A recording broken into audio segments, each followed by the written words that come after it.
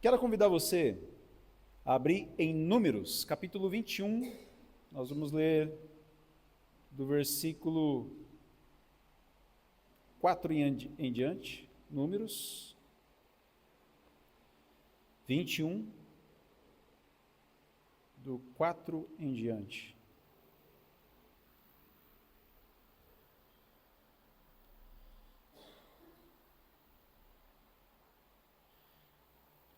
Números, capítulo 21, do versículo 4 até o 9.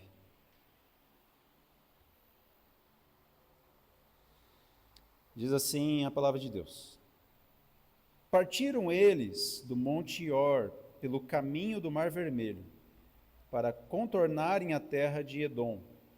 Mas o povo ficou impaciente no caminho, e falou contra Deus e contra Moisés, dizendo: Por que vocês nos tiraram do Egito para morrermos no deserto? Não há pão, não há água, e nós detestamos essa comida miserável. Então o Senhor enviou serpentes venenosas que morderam o povo, e muitos morreram. O povo foi a Moisés e disse: Pecamos quando falamos contra o Senhor e contra você. Ore pedindo ao Senhor que tire as serpentes do meio de nós. E Moisés orou pelo povo. E o Senhor disse a Moisés: Faça uma serpente e coloque-a no alto de um poste. Quem for mordido e olhar para ela, viverá. Moisés fez então uma serpente de bronze e a colocou num poste. Quando alguém era mordido por uma serpente e olhava para a serpente de bronze, permanecia vivo. Muito interessante esse momento das Escrituras, né, vendo a história do povo de Deus nesse tempo de peregrinação, onde eles passaram vários desafios de fé. E vários momentos da liderança de Moisés também foi desafiada, né, com um povo resistente, muitas vezes obstinado, rebelde, desobediente. Então, de alguma forma, em vários momentos, essa liderança de Moisés ela era questionada. Mas aqui a gente vê o primeiro momento em que eles não apenas questionam a liderança de Moisés, mas eles questionam o próprio Deus. Eles reclamam contra o próprio Senhor. E aqui a murmuração, ela se torna muito mais grave, não que haja níveis de murmuração, mas ela se torna, ou ela revela como de fato estava o coração desse povo. Quando eles olham para Moisés e questionam e falam: Por que vocês nos tiraram do Egito para nós morrermos no deserto? Lembrem, eles foram libertos do Egito. Eles foram libertos de um estado de escravidão, onde eles estavam ali há muitos anos. Deus tira eles desse lugar e começa a conduzir para uma terra prometida, para um lugar de liberdade. E nesse meio do caminho, ou no meio do caminho, eles começam a se questionar, e nesse momento eles perguntam: por que você, ou vocês, nos tiraram do Egito? Ou seja, para eles, naquele momento, seria melhor estar no Egito, seria melhor estar naquele lugar onde Deus não queria que eles estivessem, no lugar de escravidão, no lugar onde eles não eram livres, eles não estavam na sua própria terra, eles eram feitos escravos. Apesar de ter um lugar, né, para morar, uma casa, entre aspas, terem comida, né, à disposição, e eles olharem de repente no deserto, não ter aquilo que eles tinham no passado e questionarem, o pior ou o mais grave aqui é eles duvidarem do próprio Deus, é eles duvidarem da fidelidade de Deus, é eles duvidarem dos planos do Senhor, do que Deus estava conduzindo eles. E quando eles questionam e falam: olha, aqui não há pão, não tem água, e aquilo que nós estamos comendo aqui é uma comida miserável. Ou seja, olha o nível de rebelião que esse povo chega diante de Deus, primeiramente, e depois do líder enviado por Deus, Moisés. Ao ponto de dizer que o estado deles, ou a comida que eles estavam comendo naquele momento, era algo miserável, que eles não queriam aquilo. Por que eles estavam ali? Por que Moisés tirou eles da terra onde eles estavam? Ou seja, uma rebelião sem tamanho que veio diante do Senhor e diante de Moisés, e que gerou consequências também graves. Porque conforme a gente viu no relato, eles questionam Moisés e Deus vem com um juízo sobre a vida desse povo. O que Deus faz? Bom, vou enviar então um juízo, já que não está bom, Deus envia serpentes no meio do povo. E essas serpentes venenosas começam a picar o povo. E muitos começam a morrer diante dessa situação. Aí qual foi a consequência disso que Deus produziu? De alguma forma, trouxe eles ao arrependimento.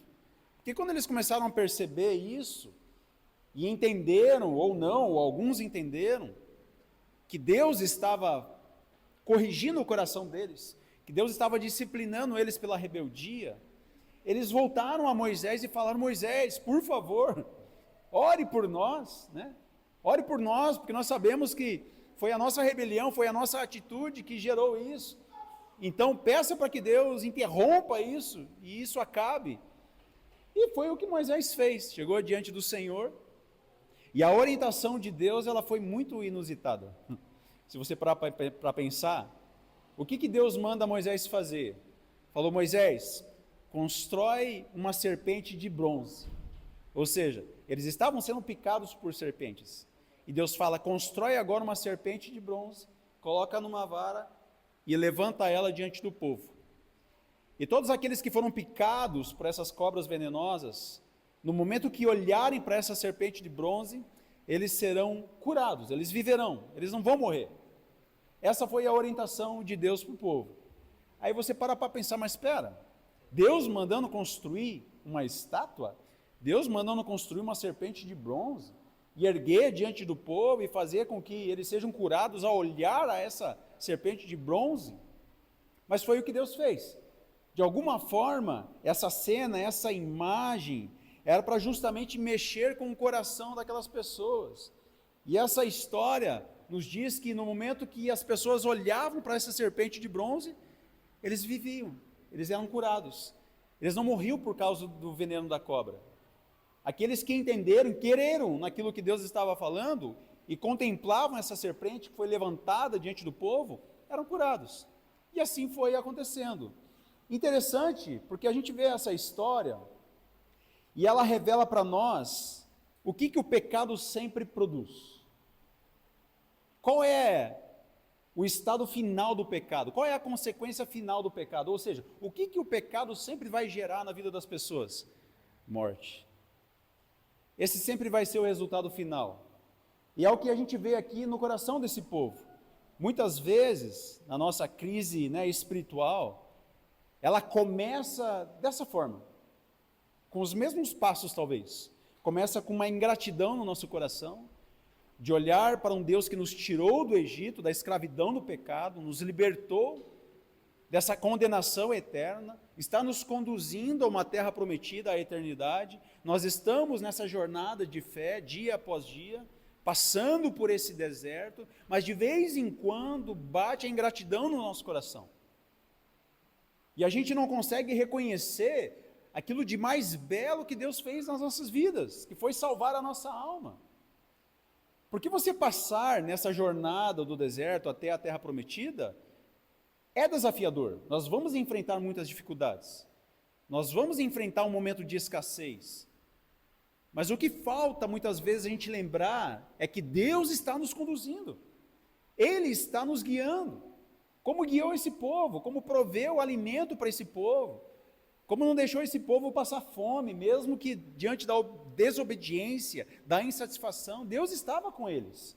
Só que a ingratidão, ela rouba isso de nós. A capacidade de ver as coisas boas que Deus faz na nossa vida. A capacidade de olhar, às vezes, coisas simples ao nosso redor e agradecer ao Senhor, falar: Senhor, obrigado, por mais que eu esteja passando uma certa dificuldade em alguma área da minha vida, puxa, eu tenho isso, eu estou vivendo isso, eu estou neste lugar. Ser grato ao Senhor, porque a ingratidão, ela nos leva a esse lugar ela rouba, na verdade, do nosso coração, essa satisfação em Deus. E muitas vezes caímos no mesmo lugar que esse povo caiu, e não somos gratos pelo que Deus fez na nossa vida, e começamos a reclamar no meio do caminho. Talvez até falemos: puxa, mas era muito melhor antes. Puxa, mas por que eu saí daquele lugar? Por que eu larguei aquela vida? Por que eu deixei de fazer aquilo? Ou eu tenho saudade do tempo que eu vivia antes de conhecer Jesus. Isso é ingratidão no nosso coração. A segunda coisa que a gente vê é a insatisfação. Porque Deus estava provendo o necessário. E eles estavam insatisfeitos. E aqui nós temos que perceber na nossa vida, porque muitas vezes Deus está nos dando o necessário. E a gente cai na insatisfação, porque somos conduzidos por essa onda de consumismo e de egocentrismo e de satisfação própria, de prazer próprio, e acabamos nos esquecendo de que em Deus nós somos satisfeitos, que a presença dele nos basta, que se Jesus é o meu pastor, de nada eu sentirei falta, como diz o salmista. Mas a insatisfação, como a ingratidão, ela rouba isso de nós. E a gente começa a ficar insatisfeito. E começamos a reclamar de tudo. E a questionar tudo. E a dizer que sempre está nos faltando alguma coisa. E nunca estamos satisfeitos com nada. Recebemos, comemos, trocamos, compramos, vendemos. E nunca estamos satisfeitos. Nos movemos, nos mudamos e trocamos e fazemos a nossa vida acontecer. E continuamos insatisfeitos. Diante desse Deus que nos proveu todas as coisas, mas insistimos em muitas vezes questionar ao Senhor e reclamar ao Senhor. E se a gente vê uma das palavras ou uma das mensagens que o apóstolo Paulo mais pregou, foi a respeito de satisfação, de você estar satisfeito, de você estar em uma situação de gratidão ao Senhor, mesmo passando por momentos de prisão como ele passou, ao ponto de chegar a dizer que em tudo ele poderia enfrentar, né? Como que é a frase no versículo? Posso todas as coisas naquele que me fortalece, né? Quando ele falou isso, não é como nós usamos esse versículo, não, eu posso fazer tudo, eu posso conquistar tudo, eu posso ganhar tudo porque Deus me fortalece, não é nesse sentido. É porque ele disse que ele aprendeu a passar por escassez. Ele aprendeu a estar contente em toda e qualquer situação. Mesmo tendo muito, mesmo não tendo nada. Posso todas as coisas naquele que me fortalece. Eu posso ter tudo, mas eu também posso não ter nada. Eu estarei satisfeito em Deus. E não era isso que o povo tinha. O povo estava totalmente insatisfeito. A comida que Deus estava dando para eles de forma sobrenatural, eles chamaram de miserável. Comida miserável. A comida que Deus provia todas as manhãs, o maná que caía do céu, né? O cuidado de Deus sobre a vida deles. Eles tiveram a capacidade de dizer isso. Será que o nosso coração rebelde não chegou a declarar ou pensar em declarar esse tipo de insatisfação diante do Senhor e falar: Senhor, como que eu estou vivendo essa vida? Essa não é a vida que eu mereço. Como que o Senhor permite isso? Como? Olha isso que eu estou fazendo, Senhor. Não que a gente não tenha que melhorar e desejar melhorar as coisas, mas a insatisfação é algo profundo que acontece dentro do nosso coração e que gera essa rebelião dentro de nós. Depois vem a murmuração, que é uma consequência disso, né? Ficar murmurando, reclamando, resmungando, questionando tudo e sempre se colocando nesse lugar de vitimismo, neste lugar de coitado, neste lugar de tadinho, neste lugar de aquele que o universo está conspirando contra, de que Deus está contra você, de que o céu está contra você, de que Deus abençoa tantos e você não, e murmura, e murmura, e murmura, e o povo fala: por que você nos tirou daquele lugar que nós estávamos? Murmuração diante de Deus. E por último, a perda da confiança em Deus. Porque talvez isso aqui seja a raiz de todas as coisas. Não confiavam em Deus. Não confiavam que Deus estava conduzindo eles durante essa peregrinação, diante desse deserto que eles estavam enfrentando. E eu acho que essa daqui é uma das coisas que talvez mais pegam a gente. Confiar em Deus. Mesmo no momento de crise, mesmo no momento que você não enxerga nada ao seu redor, mesmo que você não veja nada na sua frente, para onde você vai, como você vai chegar, mas Deus continua falando: vai, marche, continue, eu estou com você, vai à terra prometida, continue perseverante. E a gente não enxerga essa terra, a gente não vê nada a respeito dela, e Deus continua nos guiando, nos fortalecendo, e confiarmos que Ele está nos guiando, e que Ele vai prover todas as coisas, talvez seja o maior desafio nosso. E esse período que nós estamos vivendo, essa estação da quaresma, é um tempo de reconhecer isso, o quanto nós não confiamos em Deus, o quanto nós não conseguimos confiar nele, de que Ele é fiel, de que aquilo que Ele falou Ele vai cumprir, de que as palavras dEle não voltam atrás, de que Ele é bom, e que Ele conduz o seu povo, e que Ele está no controle de todas as coisas. Confiança em Deus. Só que diante dessa realidade, Deus, Ele ofereceu um caminho de salvação a esse povo. Deus, mesmo nesse momento de rebelião, de insatisfação, esse levante do povo diante do seu líder Moisés e diante de Deus, ainda assim Deus agiu em misericórdia, ainda assim Deus fez com que houvesse uma forma deles serem salvos dessa realidade. Lembro daquele texto de 1 Coríntios que diz que não veio sobre nós tentação senão humana, mas fiel é Deus, que não nos deixa tentar acima daquilo que nós podemos resistir, e que além da tentação Ele nos conduz ao escape, Ele nos dá o escape da tentação. A tentação, ela surge de um coração caído, que é o nosso. Mas Deus sempre nos dá a saída, uma forma de escapar. E dessa forma também Deus proveu a esse povo. Mandou Moisés construir essa serpente de bronze. Fez com que o povo cresce no que Moisés estava falando. Pense você. Quando Moisés fala para eles: olha, aqueles que contemplarem essa serpente de bronze será curado. E eles, cercados de serpentes venenosas, gente morrendo perto deles, e eles confiarem que se eles realmente olhassem, eles seriam curados. Ou seja, eles creram, eles confiaram. A cura não veio por causa do esforço deles naquele momento. Não foi porque eles descobriram uma fórmula. Não, a cura veio por esse olhar de fé. Um olhar de fé baseado naquilo que foi declarado sobre a vida deles. Se vocês contemplarem, vocês viverão. E aqueles que contemplaram, viveram.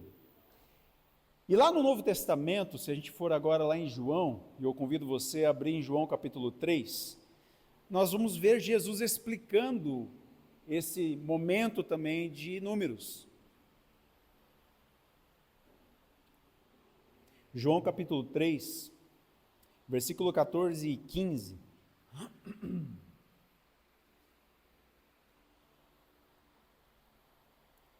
Aqui Jesus revela o significado dessa história. Por mais estranha que nos pareça, ela estava falando de Cristo. Olha o que Jesus fala. João 3, 14 e 15. Da mesma forma que Moisés levantou a serpente no deserto, assim também é necessário que o Filho do Homem seja levantado, para que todo aquele que nele crer tenha a vida eterna. Vocês entenderam aqui o que Jesus está dizendo? Como que o Velho Testamento nesse momento se conecta ao Novo e aponta para o Cristo, e aponta para a realidade que nós também vivemos hoje, a respeito daquilo que nós contemplamos, ou seja, a serpente no deserto apontava para a cruz. Na cruz de Cristo, que é levantada, e todo aquele que olhar para a cruz e crer nesse Jesus crucificado, também será salvo. E essa declaração, ela se torna central, ainda mais quando a gente olha aquele versículo chave das Escrituras, que todos aqui podem ter de cor de repente, que diz no versículo 16, porque Deus amou o mundo de tal maneira, que deu o seu Filho unigênito, para que todo aquele que nele crer, não pereça, mas tenha a vida eterna.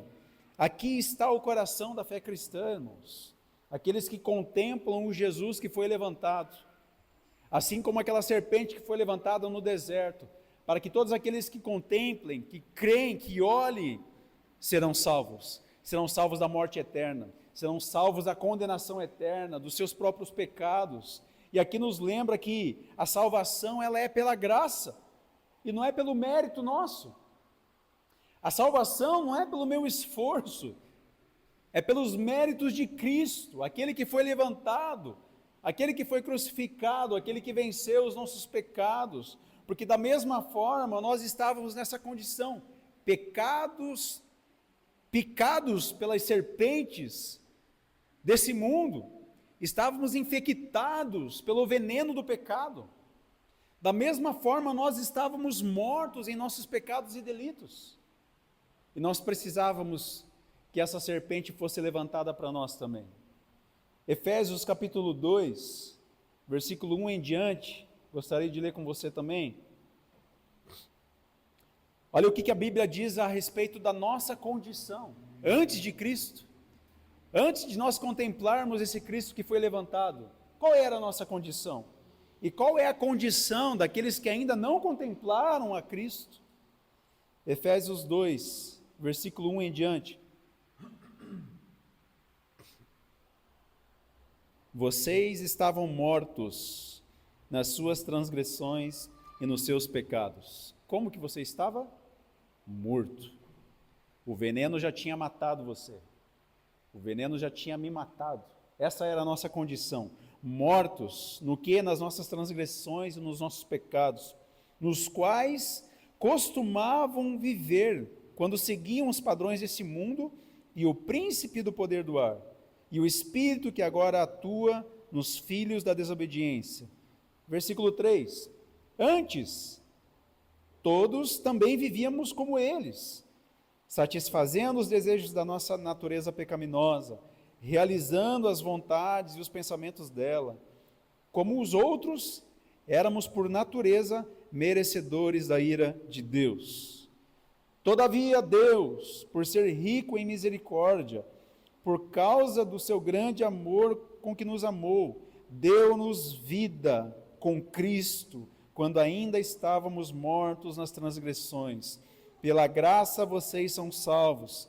E para fechar esse texto no versículo 8, pois pela graça vocês são salvos por meio da fé, e isso não vem de vocês, é dom de Deus, não por obras, para que ninguém se glorie. Assim como no deserto ninguém se curava sozinho, assim nós também não temos a capacidade de nos salvar sozinhos. Não tínhamos essa capacidade. Não tinha como. Não existia o que fazer, porque como a Bíblia fala, nós estávamos mortos. Nós não tínhamos o antídoto. Não tínhamos a fábrica desse antídoto. Talvez o ser humano hoje tente de alguma forma criar esse antídoto por conta própria, mas ele nunca vai conseguir, porque se nós estávamos mortos, que atitude um morto tem diante dessa realidade? Ou seja, ninguém merecia a cura naquele momento. Assim como o Efésios nos diz, nós também não merecíamos.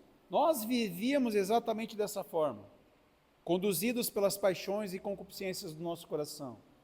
Mas de repente, Cristo é levantado diante de nós, e bastava esse olhar do povo para essa serpente levantada, como da mesma forma a salvação hoje em Cristo é pela graça de Deus.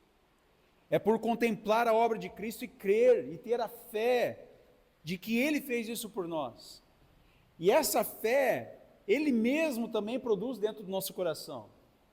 Ele, ao ouvir o Evangelho, coloca essa fé em nós e a nossa capacidade de olhar para Cristo e crer na sua obra de redenção. Ou seja, os méritos são totalmente dele. Não há mérito algum em nós. Não há vanglória alguma em nós, ao ponto de dizermos que foi escolha nossa estarmos aqui hoje, que foi escolha nossa seguir a Jesus, de que foi escolha nossa aceitar Jesus um dia que eu levantei a mão e confessei publicamente. nesse aspecto de estar de uma forma pública, porque não é dessa forma que o texto ensina, né? Não é nesse sentido de você levantar a mão publicamente e declarar que você aceita Jesus que o texto está dizendo, mas é você viver condizente com aquilo que você diz que crê, publicamente, que a sua fé ela seja pública, ao ponto de mostrar que você crê em Jesus, que você está seguindo Jesus. Isso é aceitar a Jesus publicamente, confessar Jesus publicamente, é você viver condizente com aquilo que você diz que crê. Não é simplesmente um rito de você levantar a mão e confessar, porque eu conheço muitos que fizeram isso e não produziram frutos de salvação. E hoje nem estão mais na presença de Deus. Então não é esse rito, é o crer no coração, é o olhar para essa serpente que foi levantada no deserto, é ter essa fé que despertou o seu coração para a vida, que saiu da morte para a vida, e você então começa a ser transformado de dentro para fora, e confessar essa fé publicamente, e viver de forma condizente a ela. Assim como no deserto a serpente foi levantada, na cruz Cristo foi levantado. No deserto, olhar significava viver. Para nós, crer é viver. É olhar na obra de Cristo e crer nela. Talvez você pense assim, mas eu creio em Cristo. Isso aí é minha mensagem para quem ainda não entregou a sua vida a Jesus. Será? Porque muitas vezes, como cristãos, no caminho a gente esquece que os méritos não são meus. E que a salvação eu não conquisto com a minha força. E passo a viver uma religiosidade legalista porque eu acho que é pelo meu esforço que eu vou agradar a Deus. E vivo uma espiritualidade totalmente religiosa no mau sentido de achar que as minhas ações compram o favor de Deus. E que eu vou pagar o preço então para que Deus me abençoe. Para que Deus faça algo na minha vida. Isso não condiz com a graça de Deus. Isso não condiz com a mensagem que nos salvou. Isso condiz com uma espiritualidade meritocrata, né? De merecimento próprio, de olhar para você e achar que você é merecedor e é o bom. E diante de Cristo não existe isso em nós. Ele é o bom, Ele foi bom e Ele tem sido bom. Ele pagou o preço por nós. Se hoje nós queremos nos esforçar e obedecer, isso é uma resposta a essa graça que me alcançou. E eu vou fazer isso por amor, por gratidão ao Senhor. Não porque eu quero comprá-lo, não porque eu acho que o meu esforço vai convencer Deus e Ele vai olhar para mim e falar, quão bonzinho que o Anderson está sendo, então eu vou dar mais uma bênção para ele. Eu vou dar uma coisa que ele está me pedindo, já que ele está se esforçando tanto, tadinho. Ele não está sendo tão rebelde mais quanto antes, então eu vou dar um presentinho para ele. Nós fazemos assim, talvez, com os nossos filhos. Mas não é assim que Deus age. Porque se fosse por mérito, irmãos, o que Efésio diz? Todos nós éramos merecedores do quê? Da ira de Deus. Era a única coisa que nós merecíamos. E continuamos merecendo. Mas Deus resolveu, no meio do deserto, levantar Cristo. E todos aqueles que contemplarem Cristo serão salvos do veneno do pecado, da corrupção do pecado, da morte pelos nossos delitos e transgressões. E viverão eternamente. Muitas pessoas hoje continuam picadas por essas serpentes invisíveis, a serpente da culpa, dos vícios, do medo, do vazio espiritual, da falta de fé, das incertezas da vida. E a solução ela continua sendo a mesma, irmãos. Olhar para Cristo. Olhar para Cristo. Diga para o seu irmão e para a sua irmã, olhar para Cristo. Olhar para Cristo sempre. Ele é o autor e consumador da nossa fé. Veja que interessante que a Bíblia fala. Autor da nossa fé e consumador. Ele é o autor da fé que nós temos hoje nele. Nem para ter fé sozinhos a gente é capaz, irmãos. Ele colocou essa fé dentro de nós. Nem para crer nele sozinhos a gente é capaz. Nós precisamos dele para crer nele. O Espírito Santo precisa todo momento nos lembrar disso, por meio da palavra, por meio da ação dele no nosso interior, de que é ele quem nos sustenta e nos guia e nos fortalece. Porque senão no meio do deserto a gente vai começar a questionar o Senhor: mas Senhor, não tem água, não tem pão aqui, a comida que eu estou comendo é miserável, Senhor. Nos esquecemos que o nosso futuro é glorioso. Nos esquecemos que da onde nós saímos era um lugar de condenação e morte. Nos esquecemos que mesmo estando no deserto, nós estamos vivos. Vivos em Deus. Temos a vida de Deus em nós. Temos os rios de águas vivas fluindo do nosso interior, como Jesus declarou. Mesmo em meio ao deserto, existe uma fonte dentro de nós. Não é mais na rocha que Moisés precisou bater para dar água ao povo. Agora é dentro de nós essa água jorrando e alimentando a nossa alma e transbordando em nossos corações. Indo para a conclusão, essa estação da Quaresma, ela nos conduz lentamente a um lugar, e esse lugar se chama cruz. Esse período que nós estamos vivendo, ela está nos conduzindo à cruz de Cristo, a esse lugar de você olhar para você e entender que não é nada sem Deus, e que você precisa contemplar a Jesus. E lembrar sempre da nossa salvação. A cruz, ela nos lembra de que a salvação não vem pelo nosso esforço. Por isso nós não podemos dizer que vamos perder a salvação, porque ela não é mantida pelo seu esforço. Como que você vai perder algo que você não ganhou por esforço próprio? Que você não ganhou pelo teu esforço e não tem a capacidade de manter pelo seu esforço. Se eu declaro que eu tenho medo de perder a salvação, é porque eu ainda confio em mim mesmo. Eu confio na minha força. Eu confio na minha capacidade. Eu confio o quanto eu ainda posso ser bom em algum momento. Mas e no momento que eu não conseguir ser bom? E no momento que eu pecar?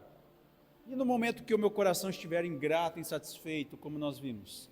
O que vai acontecer conosco? O sacrifício de Jesus não vai ser suficiente para me salvar?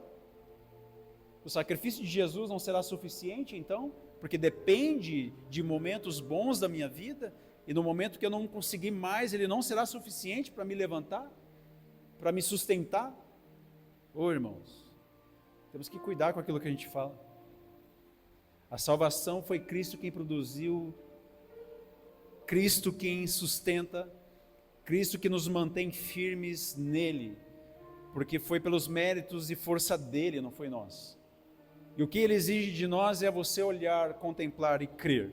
Crer nisso, crer que não depende de você, crer que não depende da sua força, crer que mesmo diante das suas limitações e falhas, você pode contemplá-lo e olhar para a cruz e falar: Senhor, eu não consigo sozinho, eu sou fraco, eu sou pecador, eu sou miserável, mas eu creio em Ti, eu confio em Ti, eu confio que aquilo que o Senhor fez é suficiente, que o Senhor venceu os meus pecados, na cruz de Cristo, é onde foi revelado o amor de Deus, como nós cantamos aqui, a nós. Não basta olhar para a serpente e viver. Hoje nós contemplamos Cristo e cremos, e então passamos a viver segundo essa perspectiva, a partir daquilo que nós contemplamos. Que nessa noite os nossos olhos sejam iluminados novamente com essa verdade, de que nós precisamos olhar para Ele constantemente, olhar para Cristo. Quando você estiver nos seus momentos de luta, de dificuldade, de frustração consigo mesmo, olhe para a cruz, olhe para Jesus, olhe para a suficiência dele e reconheça a sua insuficiência, o quanto você não consegue e não pode sozinho. E a partir disso, nós vamos viver uma vida perseverante nesse deserto que todos nós estamos atravessando. O deserto é o caminho, irmãos. É o caminho, é a jornada. Mas ele terá um fim. Não é o lugar onde nós vamos habitar. É o caminho que nos conduz ao lugar de abundância em Deus. O deserto é onde o que há de mais ruim dentro de nós vem para fora, como nesse povo. E é ali que Deus vai tratar do nosso pecado, olhando para essa serpente que foi levantada, a cruz de Cristo. A cruz de Cristo. A cruz de Cristo.